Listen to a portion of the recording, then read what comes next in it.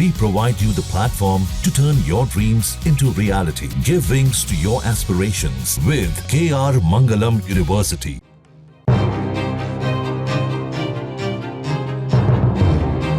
Israel को छील कर रख देंगे। आउट ऑफ कंट्रोल हुए नेतन्याहू। आखिर इजराइल क्या करने वाला है, ये सबसे बड़ा सवाल बन गया है, खासकर इजराइल की ईरान को इस धमकी या यूं कह लें वार्निंग के बाद।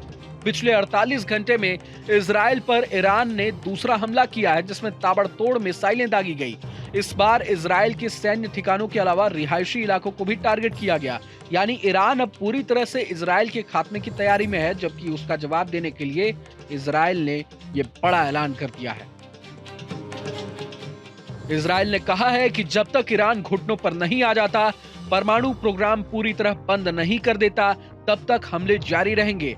अरब में घमासान मचा हुआ है, जो कभी भी एटमी युद्ध में बदल सकता है, क्योंकि इजराइल ने ईरान के एटमी ठिकानों को टारगेट किया।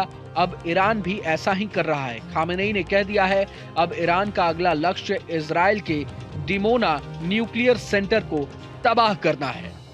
मिसाइलें गरज रही हैं, ड्रोन बरस रहे हैं, इजराइल के शहर धुआं धुआं हो रहे हैं। लगातार दूसरे दिन भी ईरान का प्रतिशोध चरम पर था, इसलिए तबाही का अगला चरण आरंभ हो गया है।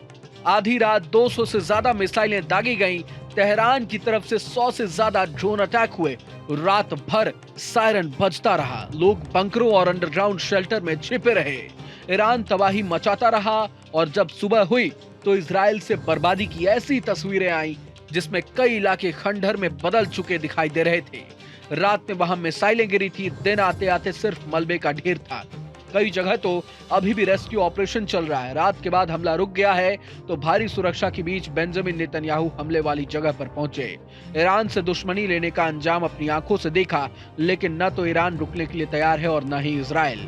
ईरान ने ऐलान कर दिया है, अब इजराइल के एटमी सेंटर को टारगेट करेंगे। जवाब में इजराइल की तरफ से कहा गया है कि ईरान को छील कर रख देंगे।